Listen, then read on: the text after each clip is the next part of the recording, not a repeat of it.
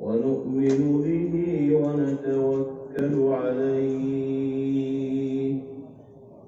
ونعوذ بالله من شرور أنفسنا ومن سيئات أعمالنا من يهده الله فلا مضل له ومن يضلل فلا هادي له ونشهد أن لا إله إلا الله وحده لا شريك له ونشهد أن سيدنا ونبينا وإمامنا وسندنا ومولانا محمدا عبده ورسوله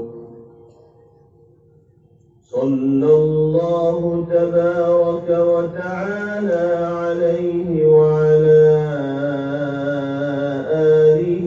وصحبه وبارك وسلم تسليما كثيرا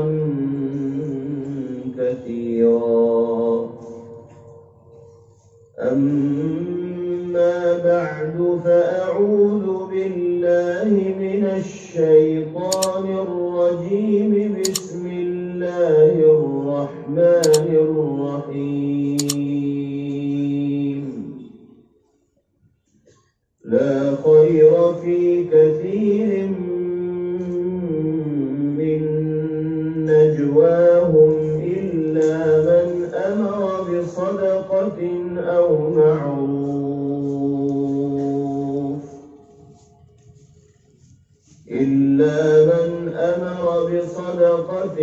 أو معروف أو إصلاح بين الناس ومن يفعل ذلك ابتغاء مرضات الله فسوف نؤتيه أجرا عظيما صدق الله مولانا العلي العظيم.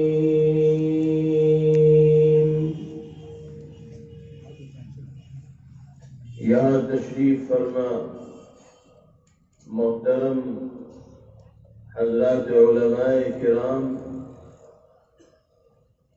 میرے بہت ہی قابل احترام بزرگوں اور بھائیوں، ہم سب کے لیے یہ بڑی سعادت، خوشی اور مسرت کا مقام ہے کہ اللہ رب العزت والجلال نے آج اس جامعہ اور مدرسے کی برکت سے ایک دینی محفل میں اور روحانی پروگرام میں شرکت کی توفیق میسر فرمائی۔ اللہ تعالی ہم سب کے یہاں جمع ہونے کو اپنی بارگاہ میں قبول فرمائے اور اس مدرسے کو اور المرکز الملی کو ہر طرح کی ترقیات سے اللہ رب العزت والجلال سرفراز فرمائے۔ میرے بھائیوں اور بزرگوں، قرآن و حدیث کی روشنی میں کچھ سننے اور سنانے کے لیے اکٹھے ہونا، دین کی نسبت پر جمع ہونا، اللہ رب العزت والجلال کے انعامات میں سے ایک عظیم انعام ہے۔ نبی کریم علیہ السلام ایک روایت میں ارشاد فرماتے ہیں، مجتمع قوم في بيت من بيوت الله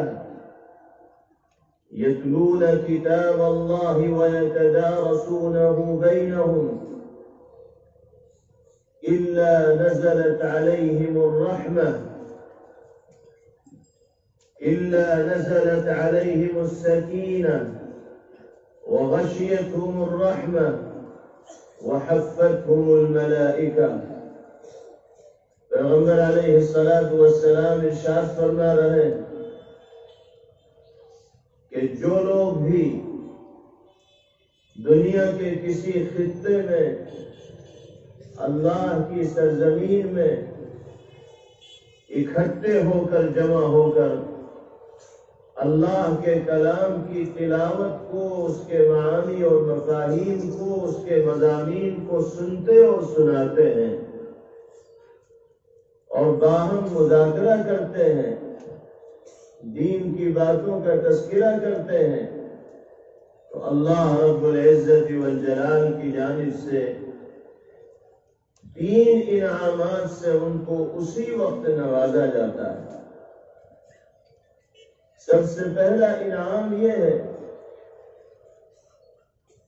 کہ باری تعالیٰ کی جانب سے اس مجمع پر اور دین کی باتیں سننے سنانے والے لوگوں پر سکینہ طاری ہوتا ہے، قلبی اطمینان ان کو نصیب ہوتا ہے۔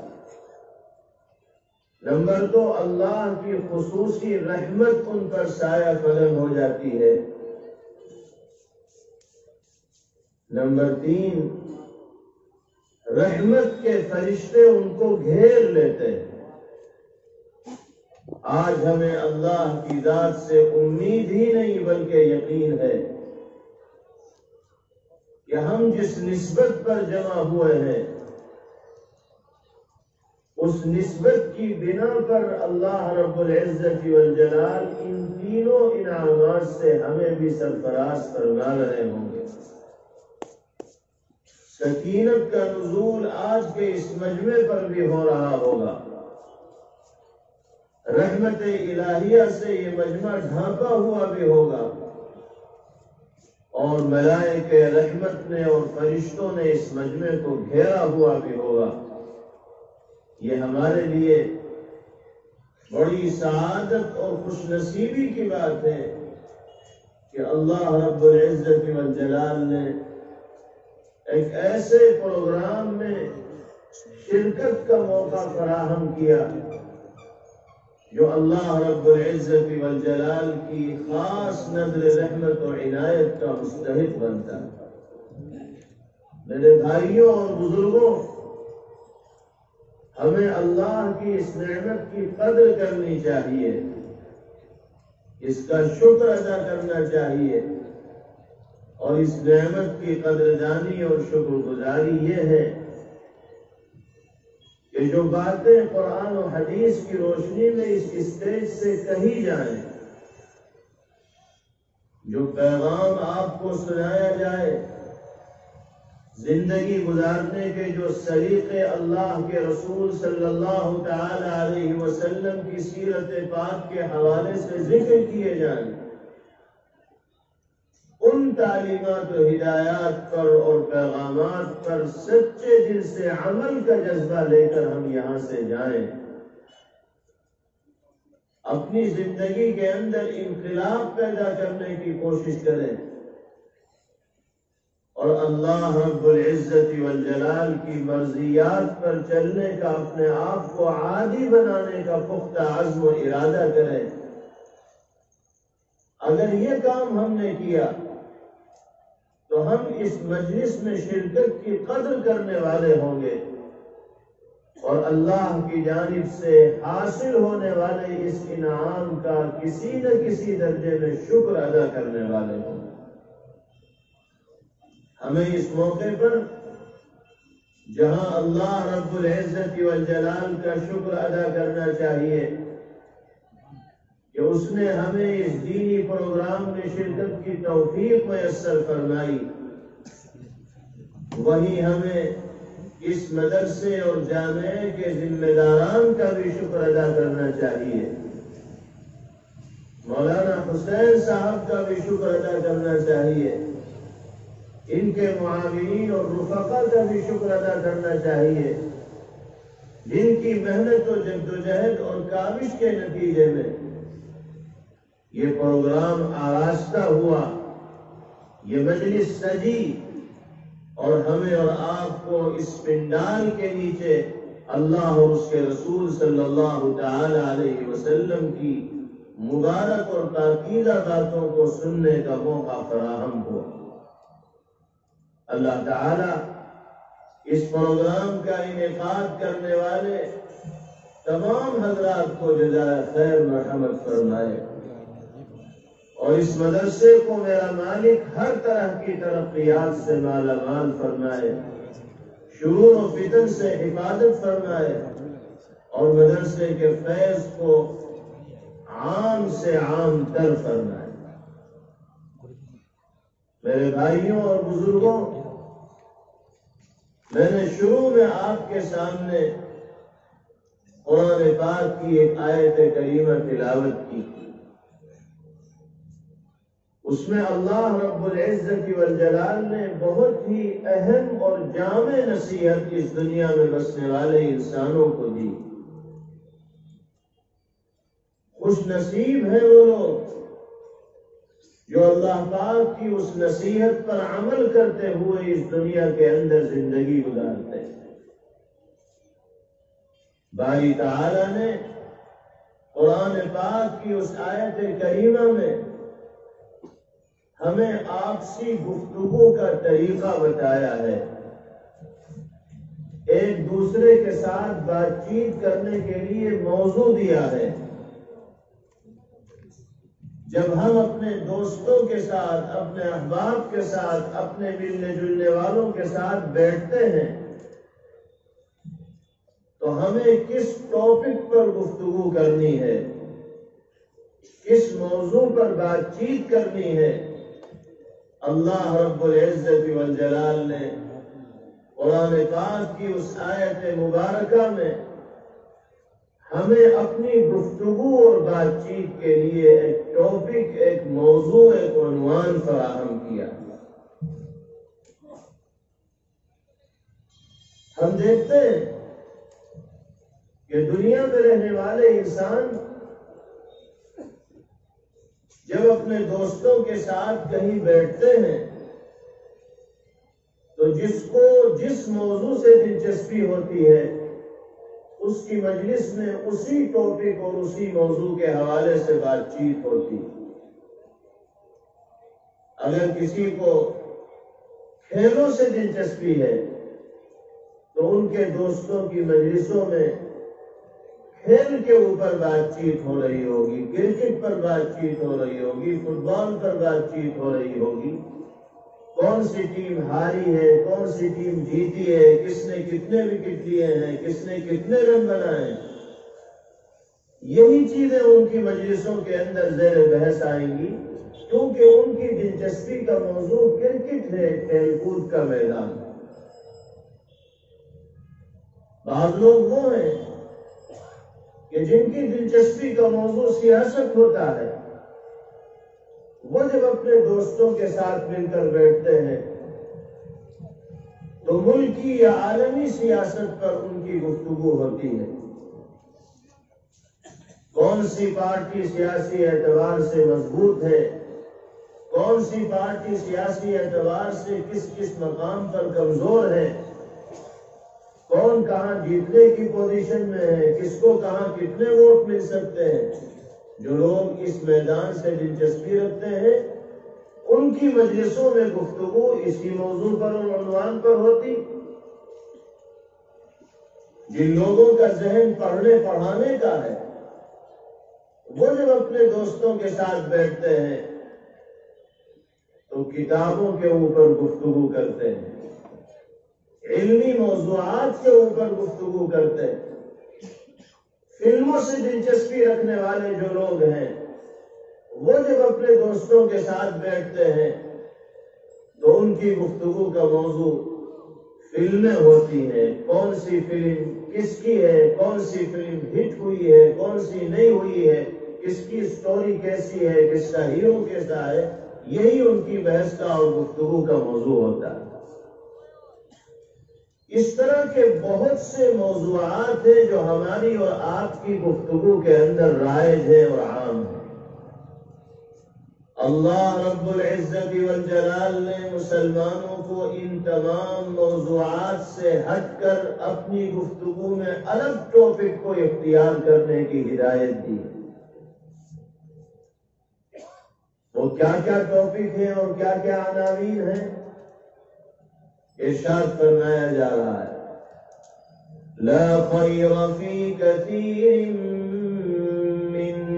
نجواہم الا من امر بصدقۃ او معروف۔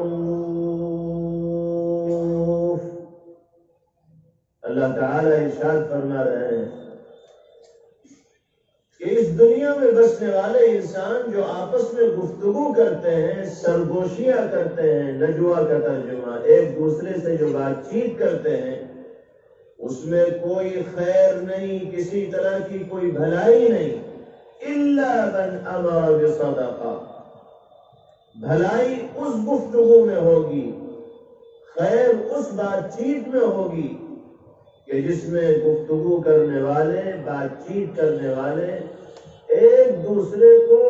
صدقہ کرنے کا حکم دے رہے ہوں۔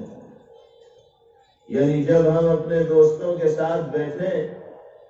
تو ہم اس بات پر غور کریں کہ ہمارے آس پاس رہنے والے لوگوں میں، ہمارے رشتہ داروں میں،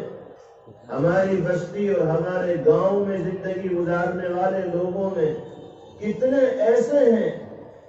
کہ جو اپنی ضروریات پوری کرنے کے لیے دوسروں کی مدد اور تعاون کے محتاج ہیں۔ جس گھر کے اندر کھانا نہیں بنتا اس گھر میں کھانا پہنچانے کی کوشش کریں۔ جس گھر کے لوگ اپنی بنیادی ضروریات کو پیسے نہ ہونے کی وجہ سے پوری نہیں کر پاتے،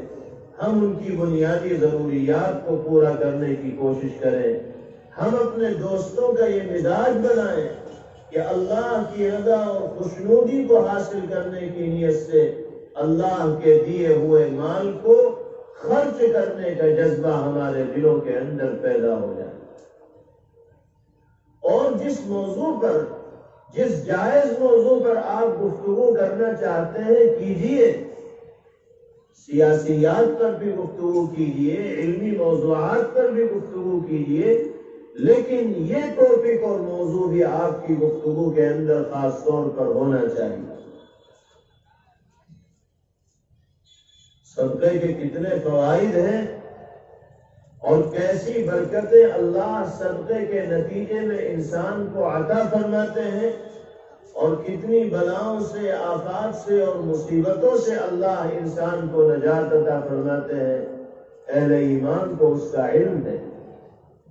نبی کریم علیہ السلام نے ارشاد فرمایا کہ صدقے سے مال کے اندر ذرہ برابر کمی نہیں آتی۔ بظاہر یہ محسوس ہوتا ہے کہ ہم نے اپنی جیب سے 100 روپے نکال کر ایک ضرورت مند کو دے دیے، ہمارے بیلنس میں کمی آئی،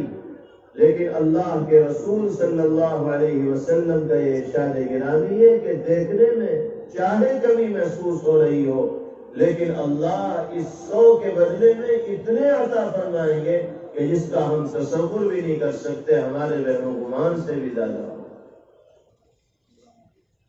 بلائیں دور ہوتی ہیں صدقے کی وجہ سے۔ جناب رسول اللہ صلی اللہ علیہ وسلم نے ارشاد فرمایا، داؤوا مرضاکم بالصدقہ، اے لوگوں اپنے بیماروں کا علاج صدقے سے کیا کرو۔ کوئی شخص بیمار ہوتا ہے تو وہ ڈاکٹر اور حکیم کے پاس جاتا ہے، دوا لیتا ہے، اسے استعمال کرتا ہے، ٹھیک ہے، دوا استعمال کرنی چاہیے، علاج و معالجہ کرنا چاہیے، لیکن ساتھ ساتھ اگر اللہ کی راہ میں صدقہ بھی کیا جائے گا تو نبی کریم علیہ السلام کے ارشاد گرامی کے مطابق اس صدقے کی برکت سے اللہ بیمار کو شفا نصیب فرمائے، اس کو پریشانی سے اور بیماریوں سے نجات عطا فرمائے۔ اور یہ بھی یاد رکھیے کہ صدقے کا تعلق صرف مال کے ساتھ نہیں ہے، صرف روپیے پیسے اور دھن دولت کے ساتھ نہیں ہے، بلکہ نبی کریم علیہ الصلوۃ والسلام نے تو ارشاد فرمایا تبسمک فی وجہ اخیک صدقہ، اپنے بھائی کے ساتھ مسکراتے چہرے کے ساتھ ملنا یہ بھی صدقے کا ثواب رکھنے والا عمل ہے۔ آپ کسی سے ملاقات کریں تو آپ کے چہرے کے اوپر بشاشت اور خوشی کے آثار ہونے چاہیے، اور یہ انداز ہونا چاہیے کہ ملنے والے کو آپ سے مل کر خوشی ہوئی ہو، ملنے والے کا دل آپ سے مل کر متاثر ہوا ہو۔ اگر آپ مسکراتے چہرے کے ساتھ اپنے کسی بھائی سے ملیں گے، نبی کریم علیہ السلام فرماتے ہیں کہ آپ کا یہ عمل بھی اللہ کی نگاہ میں صدقے کے برابر ثواب رکھنے والا شمار کیا جائے۔ اللہ تعالیٰ نے دینی تقاضوں پر عمل ہمارے اور آپ کے لیے بہت آسان بنا دیا۔ ہم معمولی کام کر کے اپنے نام اعمال کو حسنات سے اور نیکیوں سے بھر سکتے ہیں۔ اب آپ بتائیے کہ مسکراتے چہرے کے ساتھ ملنے میں کیا پریشانی ہے اور اس میں کیا دشواری ہے، کون سی مشکل ہے؟ نہ کچھ خرچ ہوتا ہے، نہ کوئی محنت ہوتی ہے، نہ کسی طرح کی کوئی جدوجہد ہوتی ہے، صرف چہرے پر مسکراہٹ لانی ہوتی ہے، اور اس مسکراہٹ کے نتیجے میں اللہ پاک صدقے کا ثواب عنایت فرما دیتے ہیں۔ کیونکہ اللہ اور اس کے رسول صلی اللہ علیہ وسلم کا منشا یہ ہے کہ دنیا میں بسنے والے انسان اور خاص طور پر مسلمان آپس میں مل جل کر رہے، ایک دوسرے کا احترام و عظمت اپنے دل کے اندر رکھنے والے ہوں، ایک دوسرے سے محبت کے جذبات اپنے دل کے اندر رکھنے والے ہوں، ایک دوسرے کے حقوق کی ادائیگی کی کوشش کرنے والے ہوں۔ جب آپ مسکرا کر کسی سے ملیں گے تو آپ اپنے بھائی کے دل کو جیت لیں گے، اور پھر آپ میں اور آپ کے بھائی میں محبت کا اور ایمانی اخوت کا اور باہمی ہمدردی کا وہ رشتہ قائم ہوگا جس کو قائم کرنے کے لیے جناب رسول اللہ صلی اللہ تعالی علیہ وسلم اس دنیا کے اندر تشریف لائے۔ ایک روایت میں نبی کریم علیہ السلام نے ارشاد فرمایا من عاد مریضا او زار اخا له قال الله تبارك وتعالى له طبت وطاب ممشاك وتبوأت منزلا في الجنة۔ نبی کریم علیہ السلام ارشاد فرما رہے ہیں کہ جب کوئی انسان کسی بیمار کا حال چال معلوم کرنے کے لیے، کسی بیمار کی مزاج پرسی کے لیے جاتا ہے، یا اپنے کسی بھائی کی صرف زیارت و ملاقات کے لیے جاتا ہے، کوئی اور مقصد نہیں ہوتا،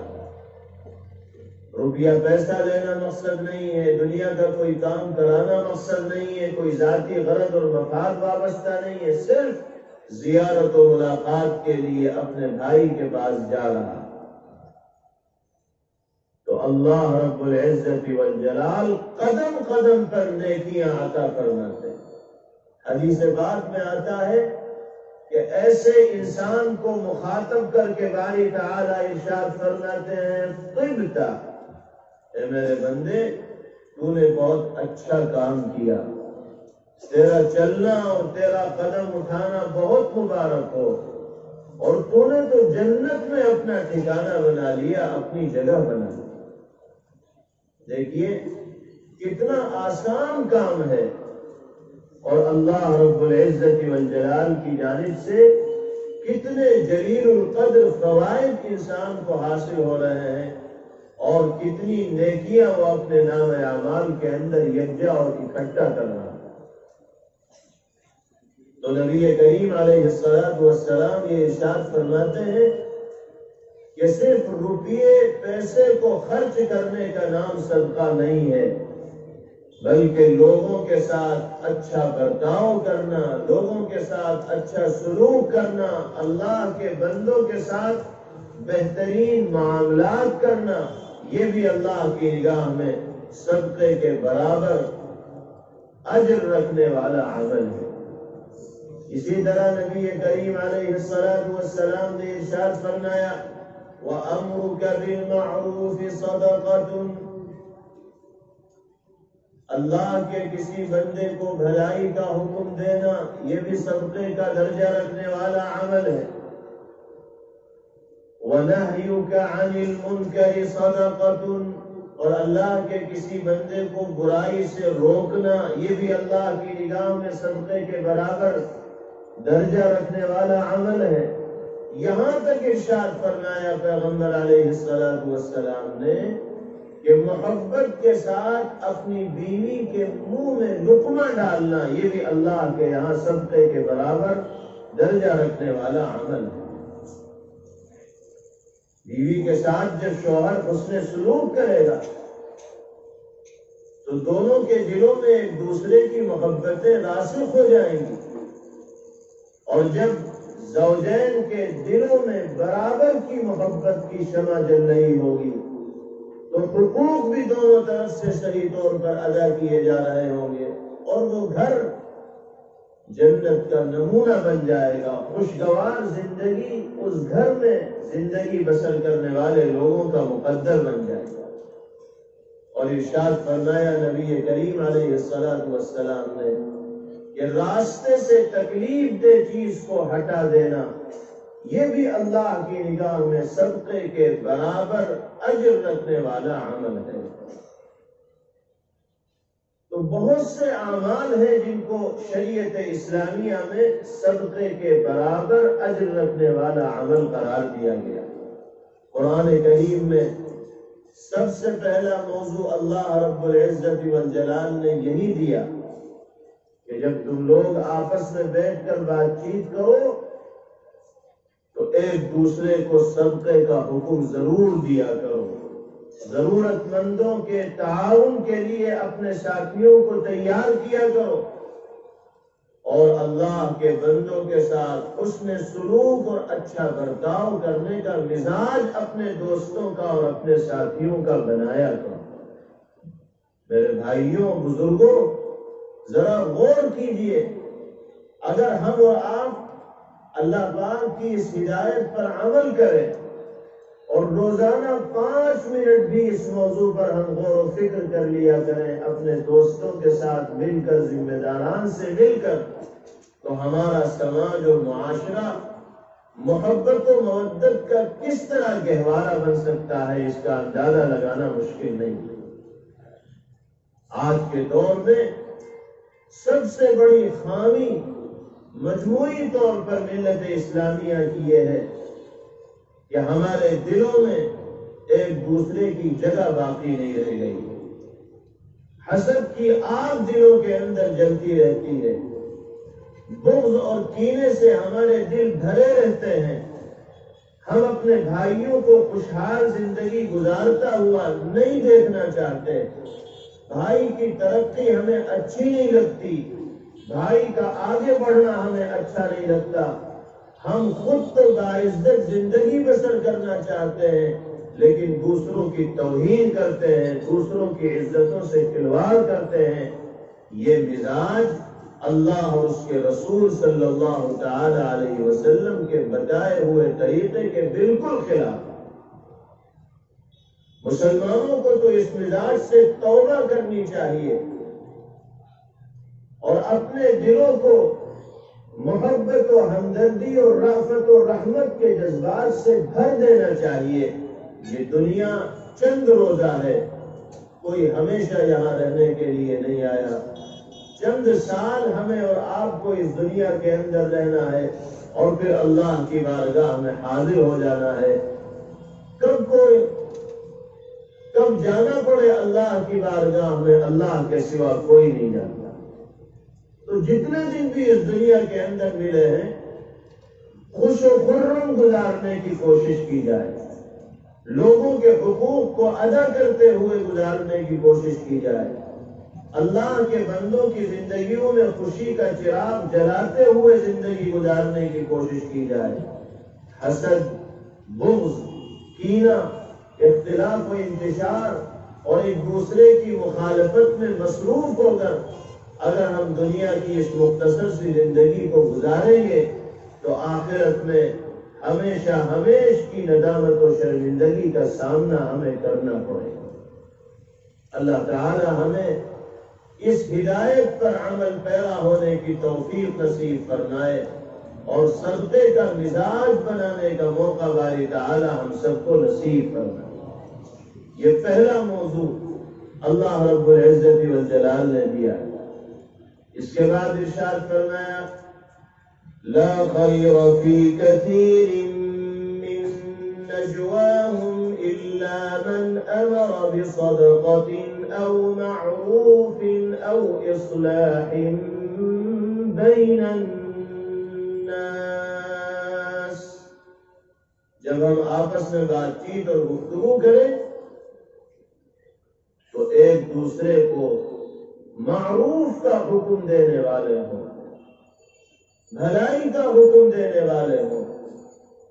اچھائی کی تلقین کرنے والے ہوں۔ جب ہم دوستوں کے ساتھ بیٹھیں، احباب کے ساتھ بیٹھیں تو اس بات پر غور کریں کہ ہم میں سے کتنے ساتھی ایسے ہیں جو نماز نہیں پڑھتے، کتنے ساتھی ایسے ہیں جو اللہ کے کلام کی تلاوت کی قدرت نہیں رکھتے، کتنے ساتھی ایسے ہیں کہ جن کو دین کے بنیادی عقائد و مسائل کا علم نہیں، کتنے ساتھی ایسے ہیں جن کے دلوں میں پیغمبر علیہ السلام کی عظمت و عقیدت و محبت اور سنت کے احترام کے جذبات نہیں پائے جاتے۔ جو لوگ دین سے دور ہو کر زندگی گزار رہے ہوں ان پر محنت کی جائے، ان کے ذہن کو صحیح راستے پر لانے کی کوشش کی جائے، بے نمازیوں کو نماز کی طرف راغب کیا جائے، قرآن سے دور ہو کر زندگی گزارنے والوں کو قرآن پاک کے قریب لانے کی کوشش کی جائے۔ اگر ہم 24 گھنٹے میں 10 منٹ بیٹھ کر اس سلسلے میں بھی بحث و مباحثہ کریں گے، مشورہ کریں گے، غور و خوض کریں گے تو 2-4 ساتھیوں کو آسانی کے ساتھ 2-4 دن میں ہم دین کے راستے پر چلانے میں انشاءاللہ کامیاب ہو جائیں گے۔ اور اگر ہمارا ایک ساتھی بھی اللہ کے کرم سے اور ہماری اور آپ کی محنت سے صحیح راستے پر آ گیا تو ممکن ہے ہماری وہی محنت آخرت میں ہمارے لیے نجات اور سرخروئی کا سامان بن جائے۔ ہم صبح سے شام تک اپنی زندگی کا جائزہ لیں، ہم کتنا وقت بیکار کے کاموں میں ضائع کر دیتے، ایسے کاموں میں صرف کرتے ہیں کہ جس کا نہ کوئی دینی فائدہ نہ کوئی دنیاوی فائدہ۔ کیا ہم 10 منٹ اللہ کی مرضیات پر اللہ کے بندوں کو چلانے کے لیے غور و خوض نہیں کر سکتے؟ کیا ہم 10 منٹ اللہ کے بندوں کا اللہ سے رشتہ مضبوط کرنے کے لیے غور و خوض نہیں کر سکتے؟ کیا ہم اپنے دوستوں کے ساتھ مل کر اس سلسلے میں گفتگو نہیں کر سکتے کہ بھلائی کا حکم کیسے دیا جائے، برائی سے اپنے بھائیوں کو اور سماج کو کیسے روکا جائے؟ یاد رکھیے،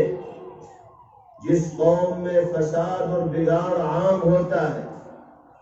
جس سماج اور معاشرے میں گناہوں کی کثرت ہوتی اور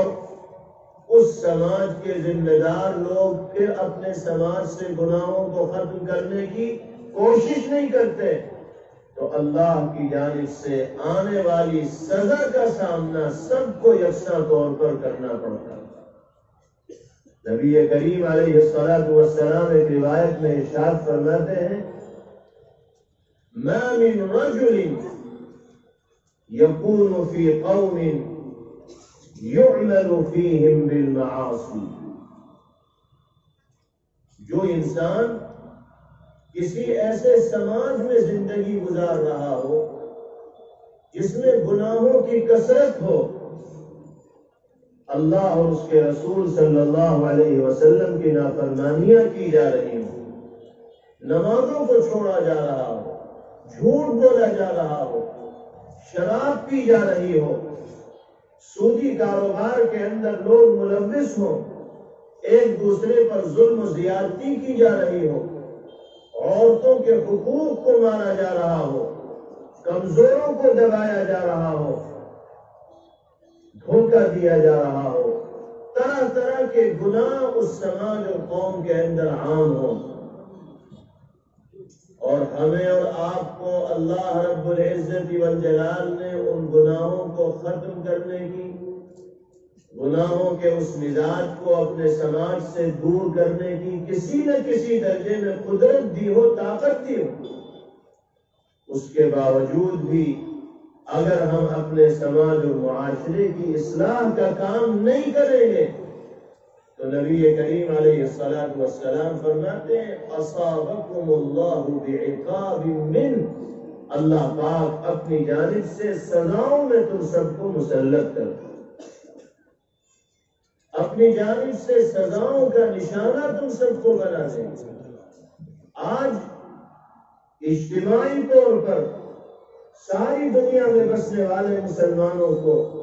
جن پریشان کن حالات کا سامنا کرنا پڑ رہا ہے، جس آزمائش و امتحان کے دور سے ہم گزر رہے ہیں، اسلام دشمن طاقتوں نے جس طرح ہمارے گرد گھیرا تنگ کر رکھا ہے، ہماری زندگی کو یہ طاقتیں اجیرن کرنا چاہتی ہیں، برابر پریشانیاں ملت اسلامیہ کے لیے عالمی طور پر بڑھائی جا رہی ہیں۔ کیا کہیں ایسا تو نہیں ہے کہ اللہ پاک نے یہ پریشان کن حالات عذاب کے طور پر ہم سب پر مسلط کیے ہوں، کیونکہ ہم اپنی ذمہ داری نہیں ادا کر رہے، ہم اپنے واجبات کو اور فرائض کو نہیں ادا کر رہے۔ کتنے لوگ ایسے ہیں جو بستی میں جا کر دین سے دور ہو کر زندگی گزارنے والے لوگوں کو دین کی طرف راغب کرنے کی کوشش کرنے والے ہیں۔ کم ہیں ایسے لوگ جن کے دلوں میں دین کا درد پایا جاتا ہے، دینی جذبہ پایا جاتا ہے، اور جو اللہ کے بندوں کو اللہ سے ملانے کی کوشش کرتے ہیں۔ جب ہم سماج کی اصلاح کا یہ عظیم فریضہ انجام دینے میں غفلت کا مظاہرہ کریں گے تو اللہ کی طرف سے ان پریشان کن حالات کا ہمیں سامنا کرنا پڑے گا۔ ایک روایت میں تو نبی کریم علیہ السلام نے یہاں تک ارشاد فرمایا لَتَأْمُرُنَّ بِالْمَعْرُوفِ وَلَتَنْهَوُنَّ عَنِ الْمُنْكَرِ، بھلائی کا حکم دینے والے بنو اور برائی سے اللہ کے بندوں کو روکتے رہو، ورنہ کیا ہوگا اگر تم نے اپنی ذمہ داری کو ادا نہ کیا تو اللہ کے عذاب کا سامنا کرنا پڑے گا۔ ثم لَتَدْعُنَّهُ فَلَا يُسْتَجَابُ لَكُمْ، اگر تم نے امر بالمعروف اور نہی عن المنکر کا کام نہیں کیا تو تمہاری دعائیں اللہ کی بارگاہ میں قبول نہیں کی جائیں گی، تم روتے رہو گے، مانگتے رہو گے، اللہ سے گریہ و زاری کے ساتھ حالات کی سازگاری کی فریاد کرتے رہو گے، لیکن حالات میں کوئی تبدیلی نہیں آئے گی۔ پیغمبر علیہ السلام فرماتے ہیں کہ دعائیں اس وقت رد کی جائیں گی جب ایمان والے بھلائی کا حکم دینے والے نہیں ہوں گے اور برائی سے روکنے والے نہیں ہوں گے۔ یہ تو اللہ جزائے خیر دے امت کے علماء کو، دینی درد رکھنے والے افراد کو، مساجد کے ائمہ کو کہ وہ روک ٹوک کا معاملہ رکھتے ہیں اور کسی نہ کسی درجے میں امر بالمعروف اور نہی عن المنکر کرتے رہتے ہیں، ورنہ عمومی طور پر یہ مزاج ختم ہوتا چلا جا رہا ہے۔ آج کا جو یہ پروگرام ہے المرکز الملی کے زیر اہتمام یہ بھی اللہ رب العزت والجلال کی اسی ہدایت کا ایک عملی نمونہ ہے۔ اس پروگرام کے ذریعے بھی معروف آپ کے سامنے پیش کیا جا رہا ہے، بھلائی کے کام آپ کے سامنے ذکر کیے جا رہے ہیں، وہ راستہ آپ کے سامنے بیان کیا جا رہا ہے جس پر چل کر ہم اور آپ کامیابی کے منزلوں تک پہنچ سکتے ہیں اور اللہ کی رضا اور رضوان کو حاصل کر سکتے ہیں۔ یہ ذمہ داری صرف علماء کی نہیں، یہ ذمہ داری صرف ائمہ کی نہیں، یہ ذمہ داری صرف دعوت و تبلیغ سے جڑے حضرات کی نہیں، بلکہ امت مسلمہ کے ہر فرد کی یہ ذمہ داری ہے کہ وہ اپنی دینی اور ایمانی غیرت کو بیدار کرے اور صحیح کو صحیح کہنے والا ہو، غلط کو غلط کہنے والا ہو، بھلائی کا حکم دینے والا ہو اور برائی سے روکنے والا ہو۔ قرآن کریم میں فرمایا گیا کنتم خیر امت اخرجت للناس تأمرون بالمعروف وتنہون عن المنکر، تم لوگوں کو تو بہترین امت بنا کر اس دنیا میں بھیجا گیا اور تمہاری ذمہ داری اور فریضہ یہ ہے کہ معروف کا اور بھلائی کا حکم دو اور منکر اور برائی سے دنیا میں بسنے والے انسانوں کو روکو۔ اللہ تعالی ہم سب کو اس ہدایت پر عمل کرنے والا بنائے اور اس فریضے کی ادائیگی کی توفیق باری تعالی ہمیں نصیب فرمائے۔ تیسری اور آخری چیز اللہ نے قرآن پاک میں ذکر فرمائی، جس کی تفصیل عرض کر کے میں اپنی بات ختم کروں گا۔ 3 ٹاپک دیے ہیں، 3 موضوعات دیے ہیں اللہ رب العزت والجلال۔ جب ہم آپس میں مل بیٹھ کر بات چیت کریں تو نمبر 1 صدقے کا حکم دینے والے ہوں، نمبر 2 معروف کا حکم دینے والے ہوں، نمبر 3 او اصلاح بین الناس۔ ہم جب آپس میں مل کر بیٹھے تو ہماری یہ فکر ہونی چاہیے کہ ہمارے کون کون سے بھائی ایسے ہیں کہ جن میں آپس میں بول چال نہیں ہے، کون سے خاندان ایسے ہیں کہ جن میں آپس میں اختلاف چلا آ رہا ہے، کون سے لوگ ایسے ہیں جو ایک دوسرے کو دیکھنے کو تیار نہیں۔ ہمیں اس موقع پر اپنے کردار کو ادا کرنا ہے اور کردار یہ ہے کہ 2 جھگڑا کرنے والے لوگوں کے درمیان صلح صفائی کے لیے ہم میدان کے اندر آ جائیں، 2 اختلاف رکھنے والے قبیلوں کے درمیان حالات کو نارمل کرنے کے لیے ہم اپنی قربانی پیش کریں، اپنا کردار پیش کریں۔ اس کو کہا جاتا ہے اصلاح بین الناس، لوگوں کے درمیان معاملات کو سنوارنے کی اور معاملات کو درست کرنے کی کوشش کرنا۔ یہ بھی ہماری اور آپ کی ذمہ داری۔ مجھے معاف کیجیے گا، آج ہماری عادت یہ بن گئی ہے، ہمارا مزاج یہ بن گیا ہے کہ 2 جھگڑا کرنے والے لوگوں کو جھگڑا کرتے ہوئے دیکھ کر ہمیں مزہ آتا ہے۔ ہم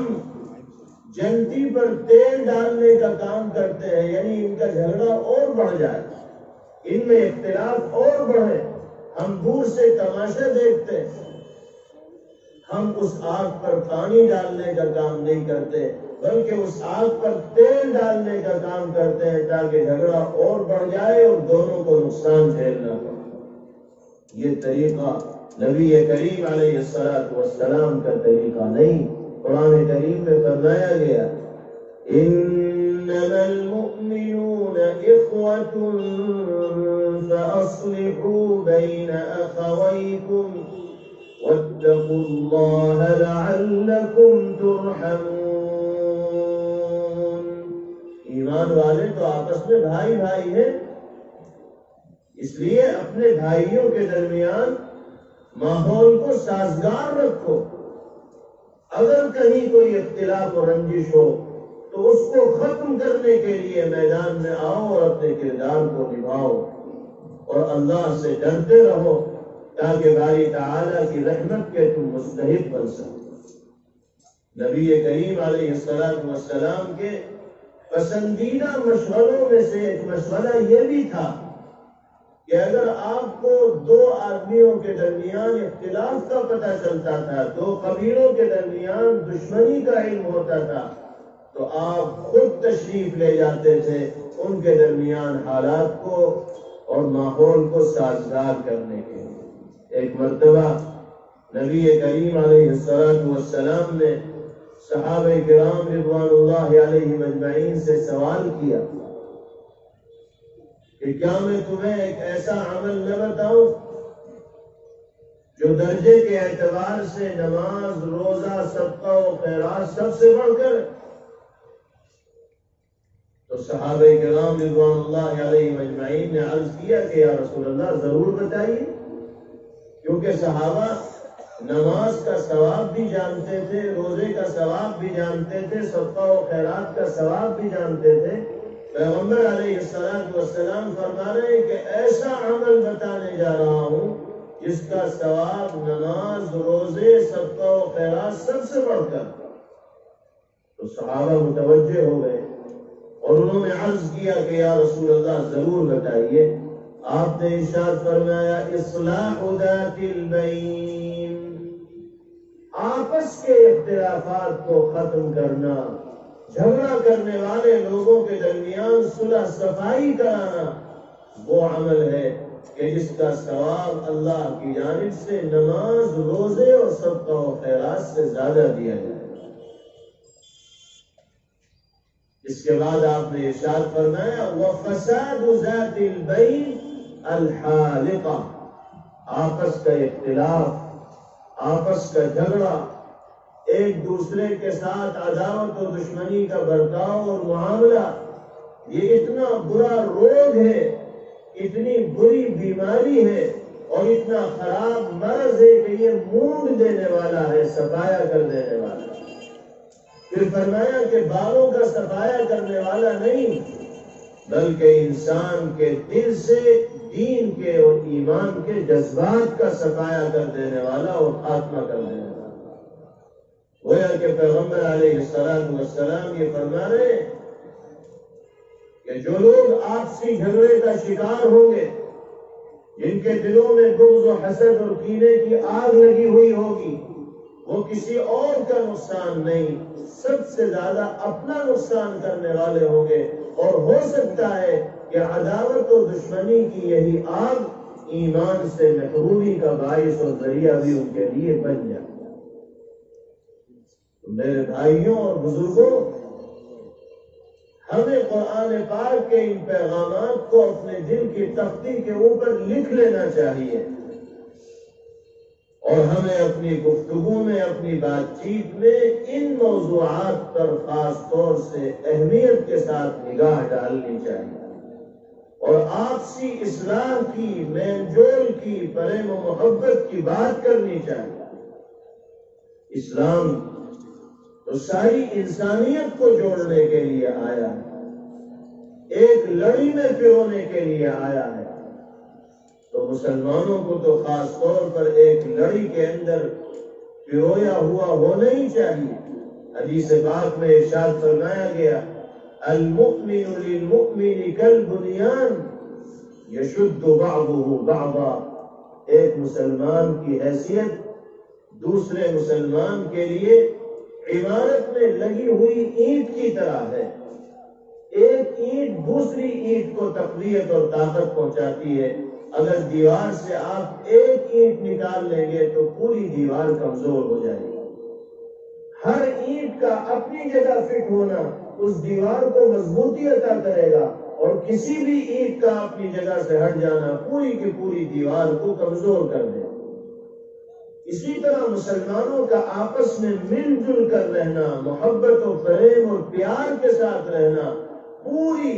امت مسلمہ اور قوم مسلم کو طاقت و قوت عطا کرے گا، اور دھڑوں کے اندر مسلمانوں کا تقسیم ہو جانا یہ قوم کی طاقت کو کمزور کر کے رکھ دے گا، کمر کو توڑ کر کے رکھ دے گا۔ اس لیے ہمیں اجتماعیت کا ماحول اپنے سماج کے اندر بنائے رکھنا ہے اور آپسی اتحاد و اتفاق کا ماحول زندہ رکھنا ہے۔ جب انسانوں کے درمیان رہتا ہے تو ناراضگیاں ہو ہی جاتی ہیں، ان ناراضگیوں کو برداشت کرنا ہے، درگزر کرنا ہے اور جھگڑے سے ہر حال میں بچنا ہے۔ نبی کریم علیہ الصلوۃ والسلام نے ایک روایت میں ارشاد فرمایا، من ترک المراء وهو محق بني له بیت فی ربض الجنہ۔ جو آدمی حق پر ہونے کے باوجود جھگڑا چھوڑ دے گا، اللہ پاک جنت کے بیچوں بیچ اس کے لیے محل تعمیر فرمائے گا۔ حق پر ہے، قدرت بھی ہے اپنا حق لینے کی، لیکن صرف جھگڑے کو ختم کرنے کے لیے قدم پیچھے ہٹا رہا ہے تو اللہ رب العزت والجلال کی جانب سے جنت میں عالیشان محل کو عطا کیا جانے کا وعدہ ہو رہا ہے۔ یہ چیزیں ہمیں اپنے ذہن کے اندر رکھنی چاہیے اور پھر آپس میں اتحاد و اتفاق کو اور محبت کے ماحول کو برقرار رکھنے کی اور زندہ رکھنے کی ہر ممکن کوشش کرنی چاہیے۔ آج کے اس اجتماع اور پروگرام کے جہاں اور مقاصد ہیں، انہی میں سے ایک بنیادی مقصد یہ بھی ہے کہ ہم جہاں بھی رہیں، جس تعداد میں رہیں، تھوڑی تعداد میں ہو یا بڑی تعداد میں ہو، ہمارے درمیان آپسی رشتے ایسے مضبوط اور مستحکم ہونے چاہیے کہ ہم ایک دوسرے کے دکھ اور درد کے اندر شریک ہوں، ایک دوسرے کے ہمدرد بن کر اس دنیا کے اندر جینے والے ہوں، کسی کو نقصان پہنچانے کا جذبہ ہمارے دل کے اندر نہ ہو۔ اللہ نے ہمیں مومن بنایا ہے، ہمیں تو انسانیت کے لیے نافع بننا ہے، سود مند بننا ہے، نفع بخش بننا ہے۔ اگر ہم نافع نہیں بن سکتے تو نقصان بھی ہماری ذات سے کسی کو نہ ہونا چاہیے۔ پہلی کوشش تو یہ ہو کہ ہم فائدہ پہنچائیں اللہ کی مخلوق کو، اور اگر فائدہ نہیں پہنچا پا رہے ہیں تو نقصان ہماری ذات سے کسی کو نہ ہونا چاہیے۔ اللہ تعالی ہم سب کو اپنی رضا اور رضوان سے سرفراز فرمائے۔ اچھی باتوں کا حکم دینے والا اللہ ہمیں بنائے، اچھے موضوعات پر گفتگو کرنے کی توفیق اللہ ہمیں نصیب فرمائے، اور آپسی ماحول کو سازگار کرنے کے مواقع باری تعالی ہمیں مرحمت فرمائے، اور ہمارے سماج اور معاشرے سے ہر طرح کے فساد اور بگاڑ کو دور کرنے کا فیصلہ باری تعالی فرمائے۔ وآخر دعوانا ان الحمد للہ رب العالمین۔